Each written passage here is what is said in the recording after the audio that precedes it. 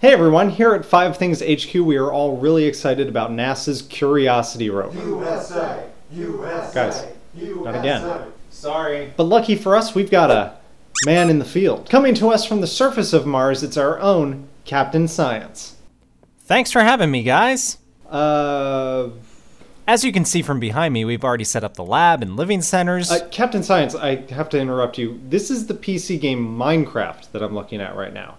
No, this is just the way Mars looks. Look, I know a thing or two about Minecraft. Survivor Die 2 Hardcore are now playing on SVM Gaming. Come on, man. Give it up. Where are you? I'm here. Is that our bedroom? Can we just hang out or something? I miss you. I miss us. I need money. Get the f*** out of our house.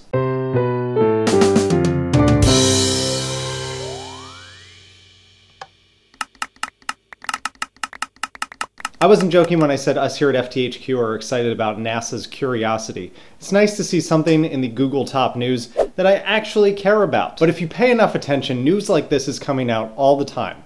Take this star map, for example. This is a 150 gigapixel image. I don't even know what the f*** a gigapixel is. Over 1 billion stars contained, and you can pan and zoom to your heart's content using a nice little web applet. This is the entire Milky Way galaxy captured on stereo infrared telescopes. Some of these sources of light are over 7 billion years old. If you zoom in as far as you can on this image and concentrate on a single point of light, that is an entire solar system, and you might be the first human ever in existence to concentrate on it. Science rules, man. Inertia is a property of matter. And so does science fiction.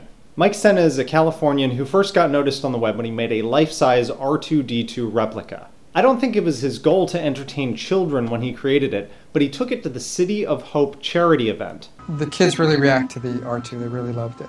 For them to see the character and pretty much for me to see what the thing does to the child, it's priceless for me. This type of emotional response is not what Mike was looking for, but when he found it, he realized it was the best feeling in the world. So he set out to make his second robot more emotional and even more kid-friendly.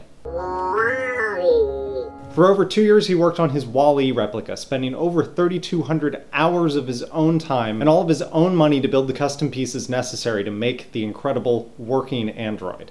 The robot had to be 99% custom built, so it was great when one of the parts just showed up at a local hardware store. So I went over to the PVC aisle and I found a pipe reducer that looked like it would fit, and I put it over the print, and it was actually the right thickness and the right diameter. Also taking place in the world recently and owing no small part to science are the Summer Olympic Games in London. In this year's competition, just like every competition, there are new world records to set. And the New York Times has an awesome web application called Every Medalist Ever that shows you how every Olympian has performed this competition since 1896. Just how fast was Usain Bolt's gold medal sprint? Let's put him on a slightly bigger stage and see him race against every Olympic medalist since 1896. This imaginary race, assembled using runners' average speeds, reveals just how much faster sprinters have become. As far back as we have records, we can show how every Olympian would compete against each other over a 100-year scale. But probably the biggest surprise is how little things actually have changed. Despite more than a century of improvements in nutrition, fitness, footwear, and track surfaces, the difference between today's athletes and the fastest humans of the 19th century? Just about 3 seconds. As mentioned earlier in the video, I do know what Minecraft is. Recently I joined the Hermitcraft server. I've just uploaded my first video featuring my wife Alicia Pez. Go check it out now. What? Ah! Keep screaming. It sounds great in my ears. Also on the Hermitcraft server is a fellow named Joe Hills. And Joe Hills has a game for you. Hi, my name is Joe Hills, and I'm one of the creators of Pitfalls and Penguins, the new Kickstarter-funded, hopefully, role-playing game. If I hide behind the book, I won't be as self-conscious about being on camera. This game is based on fun and improv and comedy. So if you want to open a door and you roll a 1, in most RPGs, the door wouldn't open and play would pass to the next player. But in this game, the door opens, except there's a rhinoceros that knocked it down. So you got through the door, just not the way that you wanted to. There are just hours left in his Kickstarter where for the price of $1 you can buy a high-res PDF copy of all of the rules and instructions you need to play the game. Finally this week, I do enjoy a good supercut now and then, and this one has many of the things that me and my family have been saying to each other for over a decade. For instance, "Oh, Daddy, this tastes like Grandma!" And of course, who could forget? "My cat's breath smells like cat food." Make sure you head on over and put your Charmy stamp of approval on it. "Me fail English? That's impossible!" And that does it for 5 things this week. Thank you for watching. Let me know what you think of the new widescreen image. I don't know on this end of editing how it's going to come out, but I hope it's good. Please leave a like and favorite on this video. Follow me on Twitter at shawnvmartin. Look for Sean and Carter Have a Podcast in the iTunes store over the weekend, and I'll see you next week.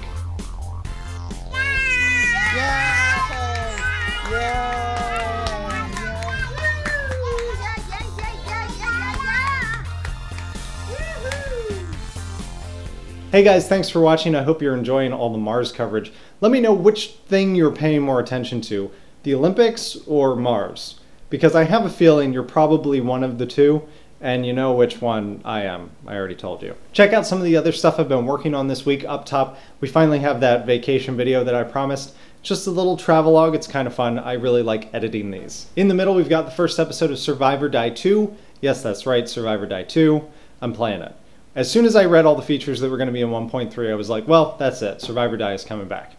I am really happy with a lot of the things they've done. No modding API, but I guess you can't have everything. And on the bottom, my first video on the Hermitcraft server with my wife, Alicia Pez. Many thanks to Biffa2001 for getting me on the server. That was awesome, man. Make sure that you check out my first video on the server, which was actually on his channel, which will be linked in the info below.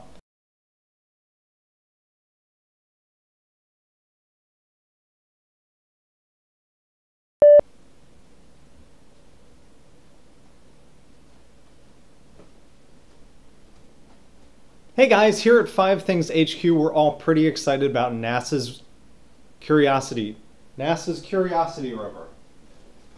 Come on, man. Test, sound test. How? This is 5 Things volume. Now I'm speaking in cat. Psst. Now I'm speaking in a normal volume. Hey, here's me filming the thing that's capturing my sound. This is like a mind f*** right now, right? Whoa. 5 Things show portion. Marker.